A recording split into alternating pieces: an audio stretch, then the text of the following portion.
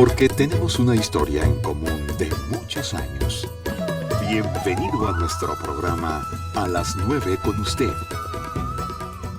Muy buenos días a todos ustedes y gracias por su compañía en esta mañana nublada, ¿verdad?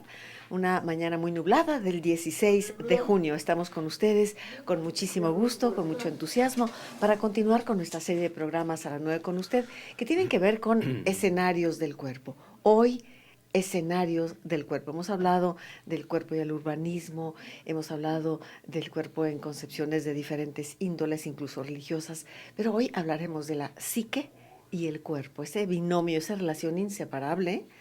Y bueno, leía recientemente un libro que se llama La enfermedad como camino y decía una frase maravillosa: el cuerpo es el escenario, en realidad, del alma, de la psique, así que todos los conflictos que están anidados en el alma y que los delegamos a la sombra emergen para compensar en esa polaridad a realmente en el cuerpo a manera de síntomas.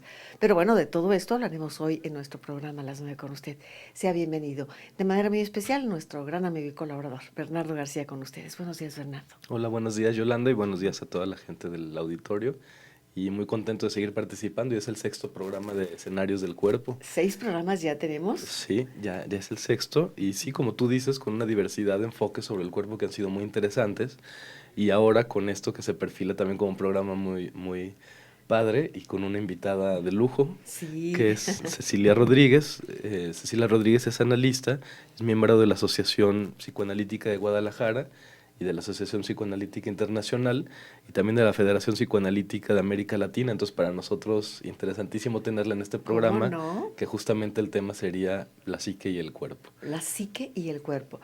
Y por supuesto que su opinión es bienvenida. Le damos también la bienvenida a Ceci Rodríguez, Cecilia Rodríguez, es psicoanalista, aquí está con nosotros. Te voy a pedir que te aproximes un poquito más al micrófono, Ceci. Buenos días. ¿Qué tal? Buenos días a todos. Realmente es un placer, estoy muy contenta y agradecida con la invitación, porque además, bueno, el tema me parece que da para una plática muy rica. Me parece muy, muy importante y muy interesante cómo están haciendo este abordaje del cuerpo desde distintas perspectivas. Uh-huh. Entonces, bueno, será un placer contribuir. Muchísimas gracias, Ceci. Así que todo tuyo el micrófono.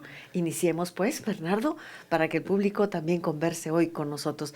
Le voy a pedir, por favor, que se comunique en los cortes, porque hoy nuestra queridísima Angelito no está presente, ella va a tomar un par de días y es la razón por la cual no podemos atenderle al teléfono en este momento, así que aproveche los cortes y yo misma le atiendo al 3030-5350 en cada corte. ¿De acuerdo, Ceci? Así que adelante, Bernardo, Cecilia.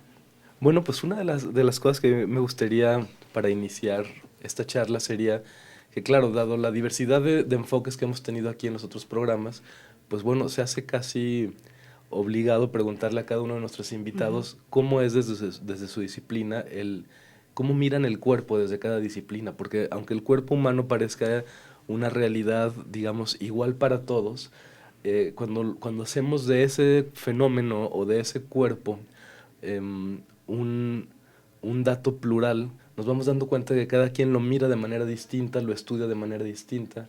Es muy diferente como un arquitecto se aproxima al cuerpo, muy diferente como lo hace un filósofo, y a mí me gustaría saber esta aproximación al cuerpo, ¿cómo lo hace un psicoanalista? Uh-huh. Entonces, preguntarte eso, Ceci, de entrada, y después, claro, decantar la plática en otros lados, pero bueno, ¿cómo se aproxima una psicoanalista al cuerpo humano? Bueno, yo quisiera aquí hacer un poquito de historia, planteando el origen del psicoanálisis, que es precisamente a partir de la observación del cuerpo.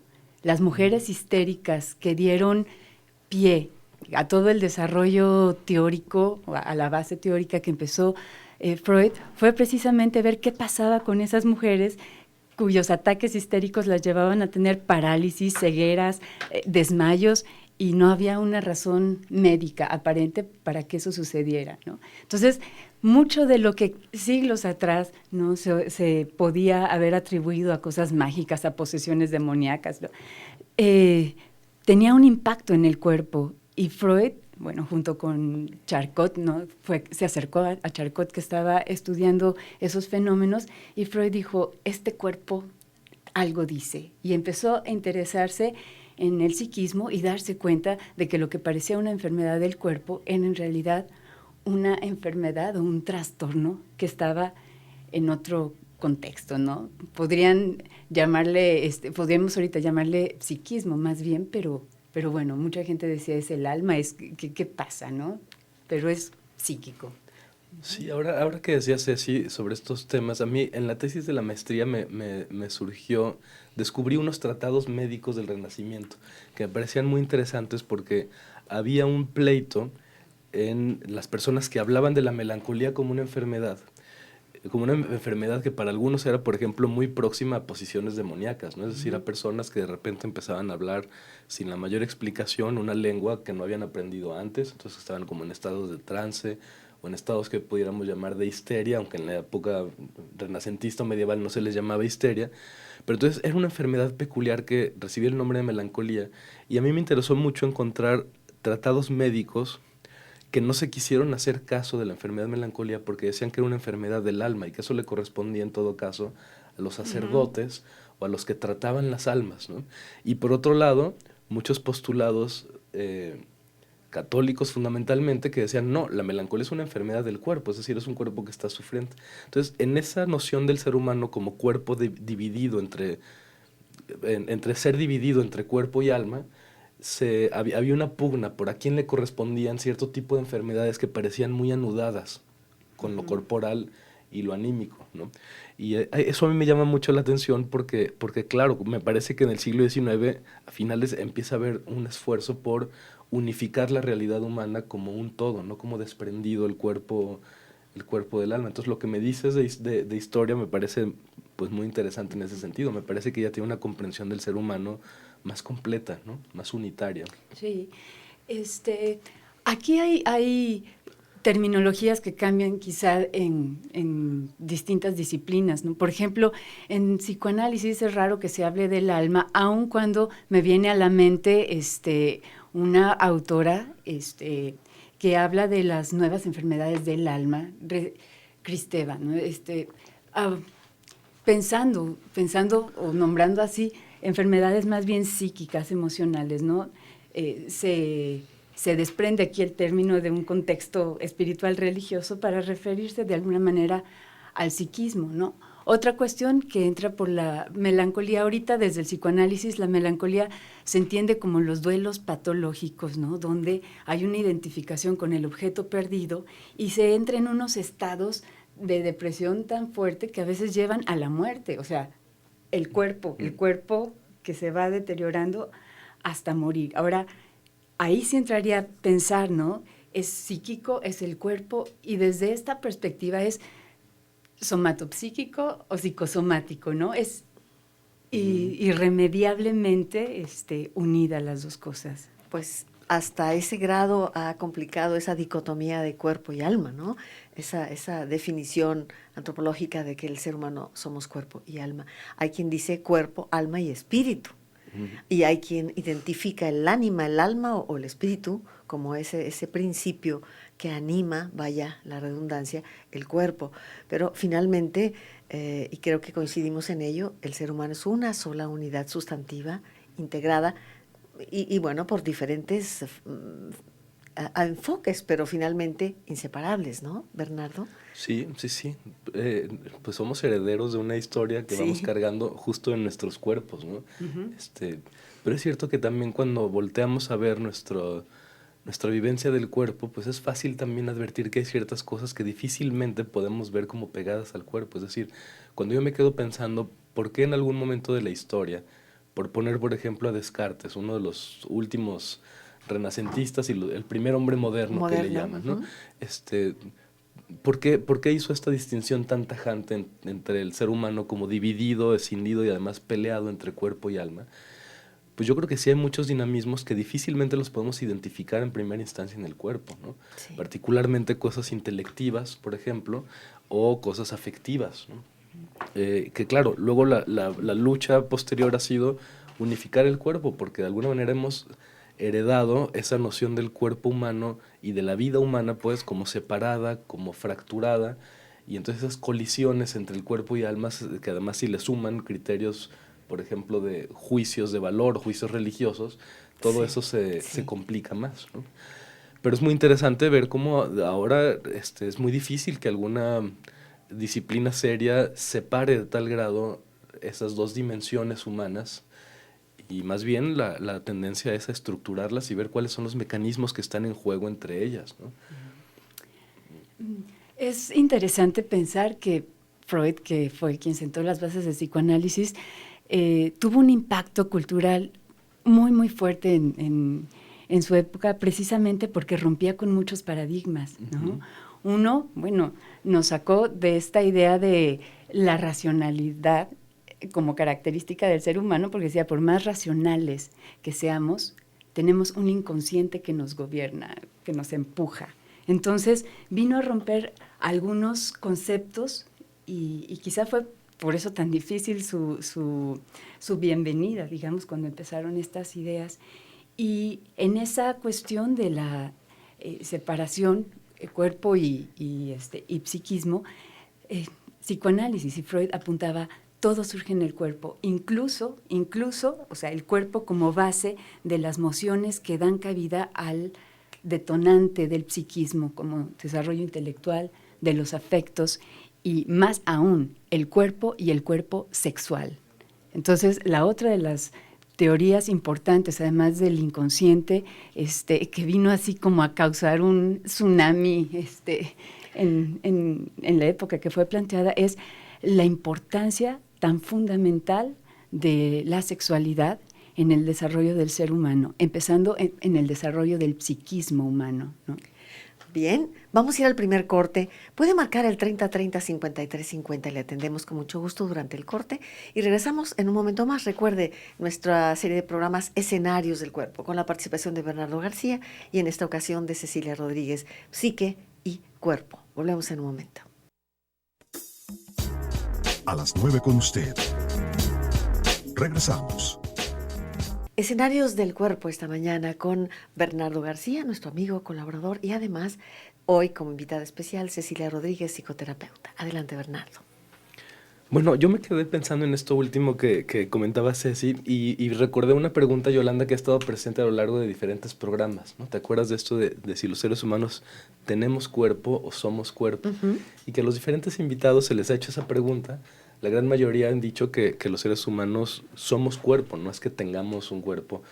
Pero uno en específico, Gerardo Moya, que vino a hablar de cuerpo y espiritualidad, fue muy enfático al decir que para él los seres humanos no somos cuerpo, sino que tenemos cuerpo y es un cuerpo prestado, digamos. Y entonces a mí me gustaría saber, claro, en una disciplina como el psicoanálisis, que es tan afín a los dinamismos corporales, pero también tan afín a dinamismos psíquicos, ver cómo se podría responder una pregunta como esta, que es muy complicada y que me parece fundamental en la antropología contemporánea, ¿no? ¿Los seres humanos somos o tenemos cuerpo? Bueno, es una pregunta compleja. Si hablamos de esto que mencionaba, ¿no? Lo psicosomático o somatopsíquico es una dualidad indisoluble, pero se complejiza mucho porque también aquí pensaríamos cómo es que cada ser humano habita su propio cuerpo, un cuerpo que al mismo tiempo se va constituyendo a lo largo del desarrollo. Un cuerpo del que surge, cuando yo hablaba hace ratito de la idea de la sexualidad como motor, es como el mundo pulsional, ¿no? Que nos separa del instinto animal, ¿sí? O sea, del instinto. Aquí en el ser humano tiene una connotación de pulsión, que sería como el concepto frontera entre el cuerpo y el psiquismo, y donde también en el humano, o sea, ¿qué más humano hay que el deseo? No la necesidad, ¿no? Y a partir de deseos, a partir del encuentro con otro cuerpo, en el origen, digamos, un bebé, su primer universo es el cuerpo de la madre, a través del cual empiezan estas nociones de satisfacción, placer, cobijo, apego, frustraciones, y a sentir el cuerpito, el placer. O sea, empieza a despertar en una erogenidad, sensualidad, vida, ¿no? A un desarrollo que no es solo del cuerpo, sino empieza ahí el desarrollo psíquico con todo lo que se va transmitiendo afectivamente, ¿sí? En ese cuerpo a cuerpo con la madre, en esa mirada, en esas palabras y en todo lo que a través de la madre, sí, y bueno, se extiende luego al padre, la familia, pero en ese inicio, ¿no? Como es un cuerpo a cuerpo lo que, digamos, sería el detonante de nuestro psiquismo, y a partir de eso, cómo cada quien se va viviendo en un cuerpo que además va siendo sede de afectos, ¿sí? Todos los estímulos, en un momento dado, la tramitación, la metabolización de situaciones perceptuales, cómo van convirtiéndose en aspectos cognitivos, cómo las emociones se van cruzando y cómo se va ahí desarrollando el psiquismo humano, ¿no? Pero sucede en el cuerpo, ¿no? De ahí sale el placer, displacer, afectos, pulsiones, pero también lo que va pasando en el psiquismo, ¿sí? Va dejando sus marcas, es como una interrelación dialéctica, va marcando también el cuerpo, dándole forma, y se va constituyendo junto al cuerpo biológico meramente como dato, el cuerpo, bueno, en psicoanálisis llamamos el cuerpo erógeno, ¿no? Que tendría que ver con nuestra representación de nuestro cuerpo, nuestra forma de vivirlo, sentirlo, habitarlo, ¿sí? Y ahí se ve que hay veces hay muchas discordancias en esto a la percepción biológica como dato concreto del cuerpo. Bernardo. A mí bueno, tengo varias preguntas con esto que está diciendo Ceci, pero una de las que más ruido me hace, dentro de lo poco que conozco el psicoanálisis, era la noción de pulsión, ¿no? Porque desde la antropología, claro, es muy fácil pelearnos con el asunto instintivo de los seres humanos, ¿no? Porque por lo menos desde la primera mitad del siglo XX ha habido un esfuerzo muy grande por la antropología cultural y por la antropología filosófica de asumir que los seres humanos pues no somos naturales, sino no tenemos instintos y que las respuestas que tenemos al medio pues son siempre culturales, son construidas, son incompletas y claro, eso implica una debilidad respecto del resto de los seres vivos que efectivamente tienen cerrado el círculo biológico y saben estimúlicamente, instintivamente cómo reaccionar a qué cosas. Incluso las más biológicas, digamos, los animales no tienen problemas para alimentarse, a menos de que el medio no les dé, pero no tienen problemas sexuales, no se hacen preguntas por los ciclos sexuales, por el comportamiento sexual. Ni siquiera por la muerte. Ni siquiera por la muerte. Y los seres humanos, bueno, sí, todo eso es un problema para nosotros porque no está dado por nuestra biología y nos lo tenemos que hacer, ¿no? Y entonces, ¿cómo podría, o cuáles serían los matices entre un concepto como la pulsión, que me parece básico en el psicoanálisis, y el de instinto, que es básico en la antropología filosófica? ¿Cuáles son los matices que hay ahí? Okay. Bueno, como resaltas, ¿no? Estamos atravesados por la cultura, por el lenguaje, por algo que nos saca de lo meramente biológico animal, ¿no? Por eso, al momento de pensar, hay una naturaleza humana, pues naturaleza atravesada por cultura. Eso nos va conformando como seres humanos. Ahora, en los animales, bueno, el instinto, ¿sí?, lleva a una determinación, ¿sí? No hay ninguna posibilidad de ningún tipo de decisión, de libertad ontológica, digamos, ¿no? Está y hay un fin muy clarito al que apunta el instinto. En el ser humano, bueno, entra la noción de pulsión, que ciertamente es una noción que ha sido muy controvertida, la cuestión de las pulsiones dentro de las mismas corrientes psicoanalíticas. Pero bueno, la primera idea planteada es que, a diferencia del instinto que tiene una determinación única, ¿sí?, la pulsión tiene otras contingencias y sería como un concepto que podríamos plantear, ¿no?, como el límite entre lo psíquico y lo somático, ¿no? A partir de los impulsos del cuerpo, de las necesidades corporales, ¿sí?, hay una tramitación psíquica que le va dando un ordenamiento distinto al mero instinto. No tiene esa fijeza. Nosotros podemos ir cambiando el fin, o sea, el instinto apuntala a un fin único, ¿no? Digamos, puede ser el del apetito, ¿no? nosotros como humanos podrá ser este instinto que, que aquí se transforma en pulsión. Y bueno, en un principio Freud hablaba de las pulsiones de conservación, donde estaría el comer, por ejemplo, como una de ellas, pero a la hora de el nene, por ejemplo, mamar y alimentarse, ahí se va no solo alimentando la pancita, sino que ahí se va fijando eso a situaciones de placer, de sensación, ¿sí? Se va atravesando, ¿no? La noción de deseo también, se va complejizando el asunto. Y sí hay un empuje que hace ratito tú mencionabas, ¿no? La noción de la muerte. Un tema controvertido dentro del psicoanálisis es el de las pulsiones de muerte. No todos los psicoanalistas estuvieron de acuerdo con esto, post-freudianos, pero Freud en el 20 planteó su teoría, fue modelando su teoría sobre las pulsiones y dejándola en una cuestión que decía, bueno, pulsiones de vida y de muerte, eros y tánatos, y la manera en que esos empujes hacia eros, y digamos aquí eros, la sexualidad, no tiene que ver con la genitalidad nada más, no se reduce a eso, sino a toda la, digamos, podrá surgir de ahí, pero se sublima, se matiza, se transforma, son pulsiones de vida que incluyen las de autoconservación, que eran las primeras que habría planteado.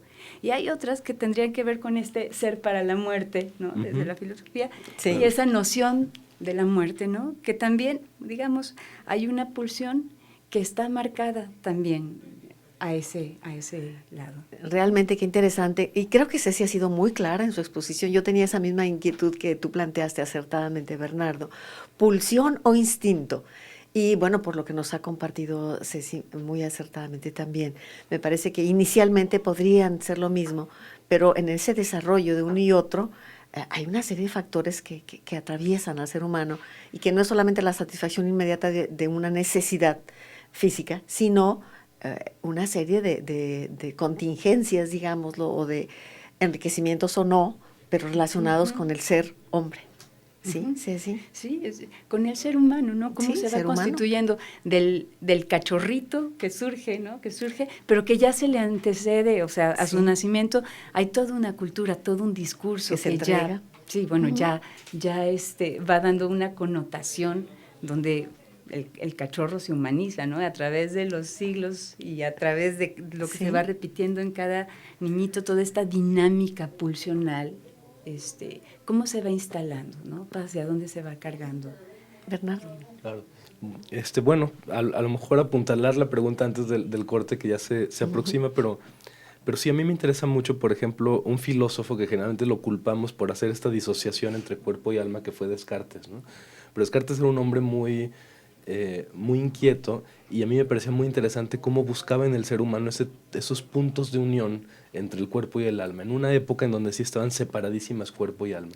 Y la noción de espíritu en Descartes es sumamente interesante porque para Descartes era, por ejemplo, el cuerpo como lo absolutamente físico, el alma como algo intangible, y el espíritu, él decía, es una especie de vapor que tenemos adentro y que conecta el cuerpo con el alma. Y los estados de la materia, que también estudió Descartes, como el paso de los vapores a los líquidos, por ejemplo, en el fenómeno del llanto, para él eran justo esa unión entre el cuerpo y el alma. Es decir, el alma y el cuerpo están...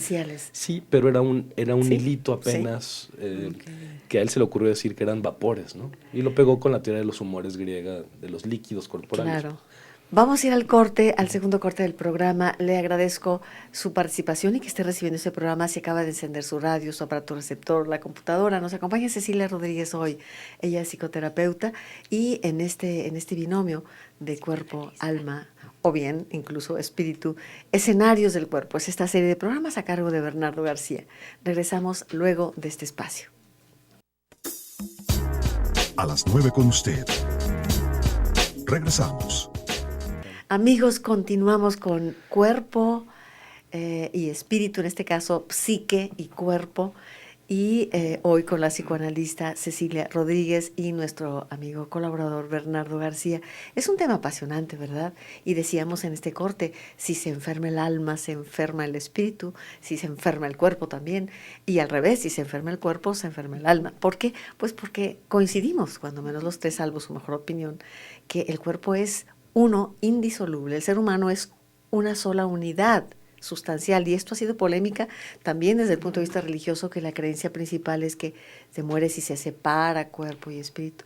Tú recordarás, nuestro maestro Pedro Velasco de antropología decía, te mueres completito, o sea, una unidad sustancial, y esto tiene muchísimas implicaciones. Pero hoy, terapeuta Ceci Rodríguez, hablando del cuerpo y el alma. Adelante, Bernardo.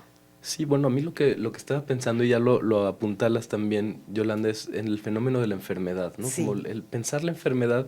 Justo yo acabo de leer un librito que recomiendo muchísimo, pero es un librito muy pequeño, que se llama De la enfermedad, de Virginia Woolf. Es un libro, es una chulada, son 30 páginas cuando mucho, un libro muy profundo, en donde Virginia Woolf lo que hace es una especie de elogio a la enfermedad, ¿no? Dice que la literatura y el pensamiento en gran medida se han ido por cuestiones más intelectuales o por cuestiones afectivas, por ejemplo, del estilo de los celos o el amor o el odio, y que gran parte de la literatura occidental se ha construido en esas nociones. Y Virginia Woolf hace un llamado a pensar la enfermedad, el fenómeno de la enfermedad, como algo que nos dice mucho de quiénes somos como personas, ¿no? Sí. Y entonces yo creo que, claro, ahora que tenemos aquí a Ceci acompañándonos, podemos hablar mucho del fenómeno de la enfermedad, de la histeria, por ejemplo, que ya también habías un poco mencionado, como ese escenario que nos permitiría entender estas uniones o coaliciones que se dan entre el cuerpo y la psique. No sé qué nos podrías decir al respecto, Ceci. Bueno, retomando, partiendo de lo general, ¿no? El cuerpo es, ahora sí, el escenario de distintos dramas, si hablamos de enfermedad, porque hay enfermedades como la histeria, que son más enfermedades neuróticas, ¿no? Y otras enfermedades que entrarían más desde lo psicosomático, ¿no? Donde ahí sí hay un daño corporal, ahí entra el cuerpo, aunque el origen sea psíquico, ¿no? Y en esto lo que tú decías, por ejemplo, hace ratito, ¿no? Cuando hacías referencia al llanto, a los humores, bueno, pensemos cuántos afectos, ¿sí?, tienen un impacto en el cuerpo. Nos ruborizamos, sentimos que la panza se nos hace así, maripositas, como dicen, claro. O sea, nos da dolor de cabeza, ciertas cosas, nos ponemos rojos, con algunas emociones, el cuerpo reacciona, ¿no? Entonces, es diferente, por ejemplo, cuando hay una salida, una descarga somática y se produce una enfermedad, ¿sí?, corporal, a cuando el cuerpo es simplemente la manifestación de un drama emocional, que no puede ser puesto en palabras y no puede ser pensado. Claro. Hace ratito, cuando yo hablaba de lo pulsional, ¿no?, y de la sexualidad, en la importancia de la construcción del psiquismo, pues sí, brevemente poder comentar que en estos estudios sobre la histeria, el descubrimiento freudiano fue que muchas de las enfermedades, ¿sí?, tan dramáticas que padecían las mujeres que observó, porque al principio sí empezó observando a las histéricas, ¿no?, tenían que ver con deseos sexuales reprimidos, ¿no? O sea, y ahí empezó a observar y empezó a ver que la enfermedad, ¿sí?, tenía un sentido, que cada padecimiento iba conectado. Cuando pudo dar la palabra y empezaban a hablar y empezaban a asociar libremente y empezaban a decir cosas que no se imaginaban que podían decir, y empezaba él a analizar y a ver cuál era el trasfondo, mucho había de una lucha entre deseos, represiones, que en el contexto también podemos ubicar contextos culturales, ¿no? Las histerias de la época del finales de 1800, bueno, daría para otro tema de pensar que hay en la actualidad, donde parece que hay tanta libertad, ¿no?, en la sexualidad. Pero bueno, será tema a lo mejor para otra ocasión. Pero lo que quería marcar es la fuerza del psiquismo, de la represión, de las pulsiones, del deseo, por un lado, en cuanto a lo neurótico, y la otra, la dificultad en tramitación de algunos afectos y emociones que encuentran por lo general 3 salidas de desborde, ¿sí? Una sería lo psicosomático, hacia el cuerpo. Otra sería el pasaje al acto, como gentes que más bien hacen cosas, ¿no? Adicciones, o se cortan en ese desborde de algo que no pueden. Agresiones a tu cuerpo. Agresiones o al cuerpo de otros, pero que sí. hay una cuestión que violenta. El desborde lleva a una situación de acto, y la otra es el desborde psíquico, que sí lleva al trastorno mental, ¿no? Al delirio, a la locura, cosas así. Serían como 3 salidas de desbordes, pero el cuerpo quizá es una de las que todos atravesamos, ¿no? El cuerpo es la descarga más común. 3 salidas, qué interesante, si podemos recuperarlas. 3 salidas, dices, de desborde, ¿qué son? ¿Sí? Serían hacia el cuerpo, en las enfermedades psicosomáticas, hacia el acto, por ejemplo, en un pasaje a una actuación que tiene que ver con una situación psíquica no tramitada, que va impulsivo, un impulso que no se frena, y otra que tendría que ver con un desborde psíquico, ¿no? Que ya sería como una cuestión delirante, más lo que llamamos una locura, digamos, una cosa más de trastorno mental. Bueno, esto nos lleva directamente, tú comentabas este libro de Virginia Woolf, a mí me gustaría compartirles también este otro libro, se llama La enfermedad como camino. Es un libro de Thorvald Detlefsen y de Rutger Kahlke, donde menciona precisamente que la medicina tradicional, sin criticar la medicina tradicional, pero habla de que se dirige a los síntomas, ¿no?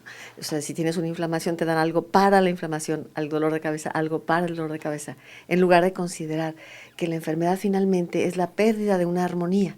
Y esa pérdida puede empezar en tu espíritu, vaya, en una preocupación, y el cuerpo es el escenario de ese conflicto, de ese problema.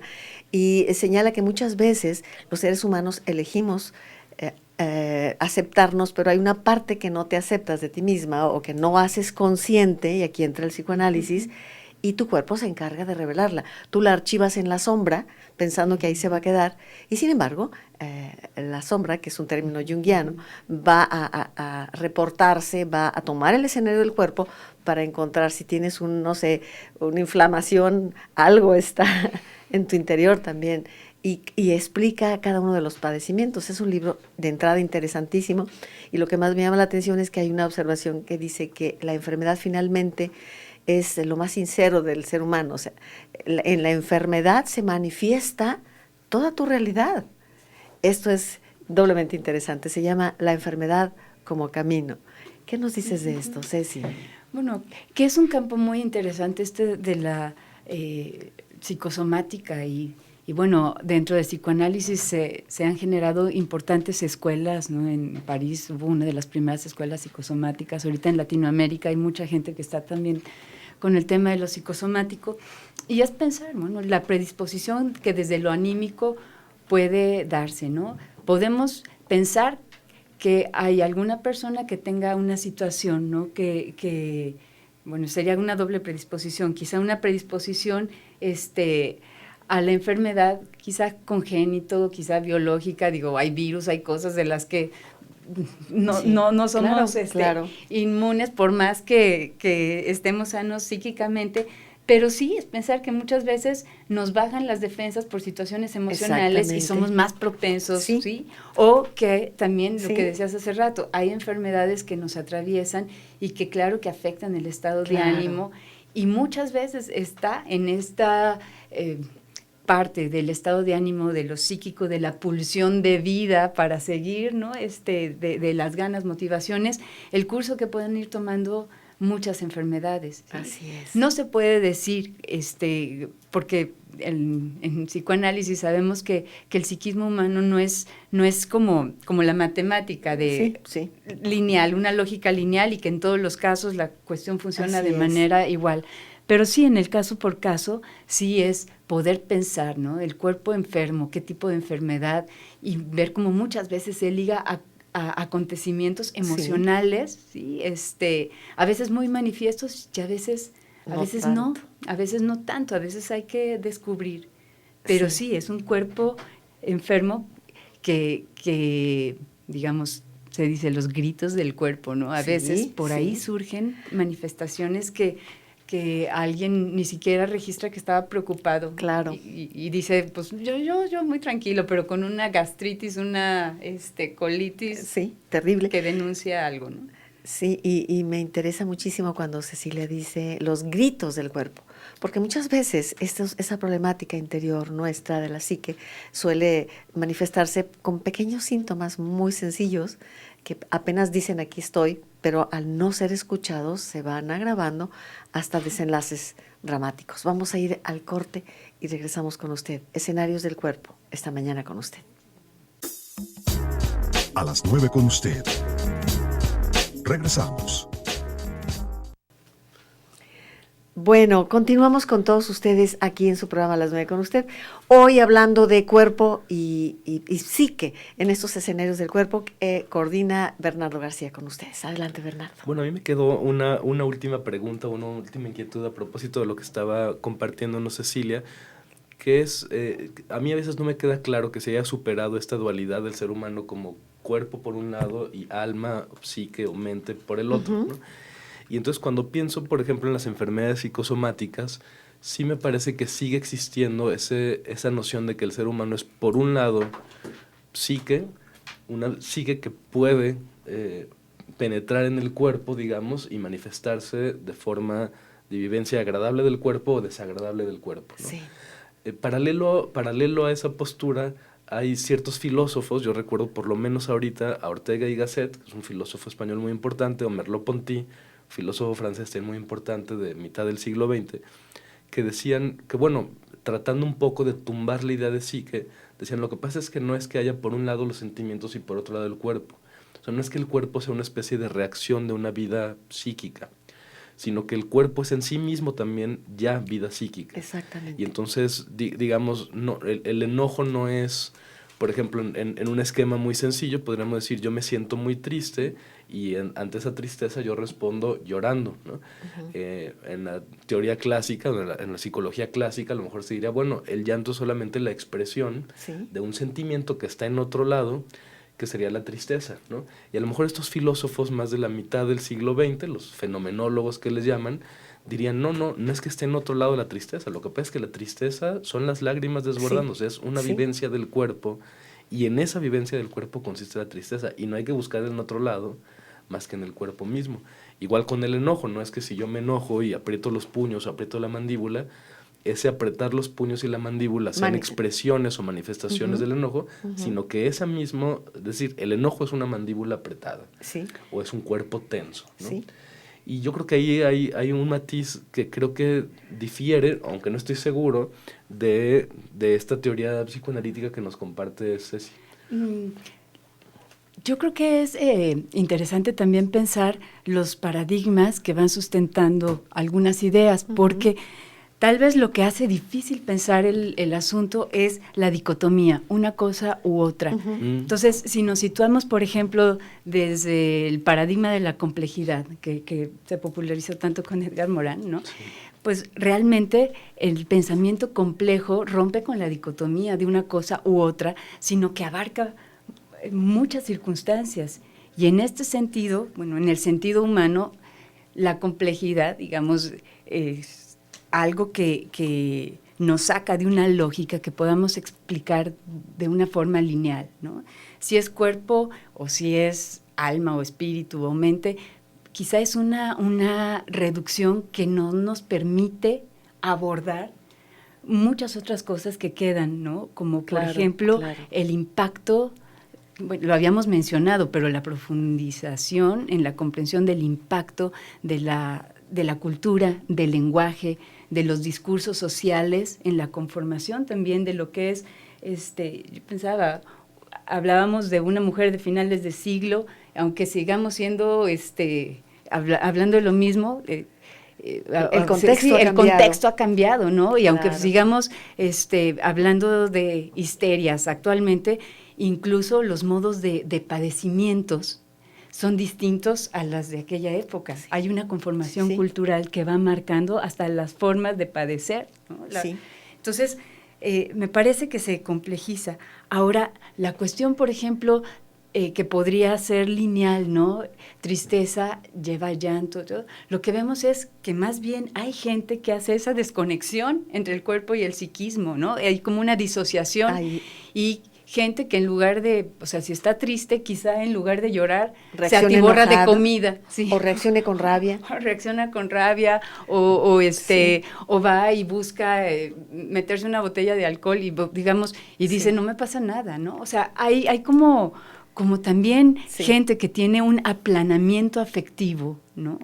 Hay gente muy propensa a las enfermedades psicosomáticas que se dice, bueno, hay una propensión que es pensamiento operatorio, que suele ser gente que le cuesta muchísimo trabajo contactar, ya no digamos hablar de afectos, sino poder contactar con un mundo íntimo, gente que parece que tiene teflón ante cualquier situación dolorosa, hay una evasión, una evitación, y aparentemente es muy resistente, pero por ahí se colapsa de otra manera. Claro. Entonces, lo que trato de mostrar es desde el psicoanálisis, más que una cuestión dual, es un abordaje muy complejo. ¿Sí? Bernardo. No, bueno, yo encantado, y no sé si esta participación pueda servir ya como cierre, pero encantado con lo que nos ha compartido Ceci. Yo conocía poco del psicoanálisis, a Ceci la conocí desde hace tiempo ya y habíamos tenido charlas muy interesantes Ya lo y creo. por eso decidí invitarla al programa. Y bueno, ahora lo que yo me llevo es una claridad, claro, sobre todo en términos de complejidad de una postura como la psicoanalítica, ¿no? Las diversas formas en que se puede abordar, cómo van ponderando diferentes criterios, eso a mí me parece muy interesante porque es fácil uno hacerse la idea de lo que es el psicoanálisis en su cabeza y partir Claro, desde sí. ese prejuicio para hacer juicios ya casi universales, ¿no? Entonces, conocer un poco más del psicoanálisis para mí fue muy rico y te agradezco mucho, Ceci. No, al contrario, a mí, yo les cuento que la invitación me dio muchísimo gusto, digo, además por estar en el programa Gracias, con Ceci. Yolanda, el tema del cuerpo, porque finalmente le decía a Bernardo, ahorita hay un interés por el tema cuerpo, que el próximo congreso latinoamericano que va a ser en Cartagena en el 2016, precisamente el tema es cuerpo. Así que por toda Latinoamérica los psicoanalistas están metidos en el tema desde distintas perspectivas y la invitación dije, mira, vamos en paralelo en intereses, encantada de Ceci. estar Muchísimas aquí, ¿no? gracias, Ceci. Muchas Para gracias, cerrar, Ceci. ¿qué dirías? No, pues que ha sido de veras un gusto estar aquí en tu programa y bueno, pues un saludo a los radioescuchas y bueno, A estar pues atentos. a estar atentos a los siguientes programas, a toda la cuestión del cuerpo y bueno, una invitación ya que estoy aquí de paso como a abrirse a pensar un poquito en lo contemporáneo del psicoanálisis, si tienen posibilidad de conocer conceptos actuales, porque creo que hay mucho todavía la idea de que psicoanálisis es algo Rebasado. que se quedó detenido hace 100 años cuando empezó y bueno, ya finales ya en el siglo XXI, digamos, hay muchos postulados contemporáneos, ¿no? Muchas gracias, Bernardo García, y muchas gracias a Cecilia Rodríguez, que ha estado hoy con nosotros. Y quiero aprovechar estos últimos minutos del programa para compartirle que esta mañana, antes de entrar al programa, me encontré con la familia de La Pileca. Estuvieron aquí con nosotros unos minutos antes para informarnos que La Pileca murió esta madrugada y que a todos los que la conocieron, una mujer llena de entusiasmo, llena de vida, cantó la canción mexicana, bueno, amaba la canción mexicana e hizo cientos y cientos de presentaciones con una voz muy poderosa, una voz muy fuerte, era un chorro de voz enorme y siempre se mantuvo con ese entusiasmo y esa alegría y bueno, su ciclo concluyó y murió nuestra querida Pileca y sus restos están siendo acompañados en la funeraria que se encuentra en López Mateos y Angulo, por si usted desea participar, todos ustedes que conocieron a La Pileca, y nos decía su familia que la misa será en el templo de Santo Niño de Atocha a las 7 de la tarde de hoy. Entonces yo les comparto esta información por si ustedes desean acompañarla. Y bueno, ella estuvo en repetidas ocasiones en el programa. Nuestro programa ofrece sus condolencias a la familia de La Pileca. Y bueno, fue un privilegio, como yo les decía, a sus hijas que estuvieron esta mañana por aquí muy temprano. Pues es un privilegio vivir con una persona tan llena de alegría, con la canción habitando nuestra casa, nuestro hogar. Eso es importante. Descanse en paz La Pileca. Y Subrayo está haciendo sus restos acompañados en López Mateos y Angulo, aquí muy cerca, Ladrón de Guevara. La misa será en Santo Niño de Atocha a las 7 de la tarde. Tenemos tiempo para despedirnos. ¿Algo más que desees agregar, Bernardo, por tu parte? Bueno, pues nada, solo repetir la alegría que me dio participar de nuevo en este 6º programa de Escenarios del Cuerpo, pues ya a la mitad del año, Sí. y estoy muy emocionado y con ganas de que vengan los demás invitados también, Claro. a que como hoy Ceci nos abriera un panorama de cosas que pensamos poco, ¿no? Y que son muy importantes en la vida. Que vale la pena detenernos y Vale la pena reflexionar detenernos, y claro. romper paradigmas. De pronto nos quedamos con la idea, cuerpo, espíritu, ya, y así nos enseñan y así. Es importante poner en cuestión y problematizar las ideas para tratar de encontrar nuevos caminos de conocimiento personal incluso. Y sí, estar atentos a las señales que el cuerpo nos da, porque es, decíamos, el escenario del alma finalmente. Y decirles que mañana miércoles, vamos a continuar con el tema ¿y después del voto qué? No termina con haber ido a las urnas, en el mejor de los casos, porque muchas más la mitad no acudió, pero no termina ahí. Quienes acudimos después del voto, ¿qué? Ese es el tema que abordaremos mañana. Estará presente Juan Carlos Núñez, ha confirmado, nuestro gran amigo Juan Carlos. También ha confirmado Rafael González Franco de la Pesa, compañero nuestro, Bernardo.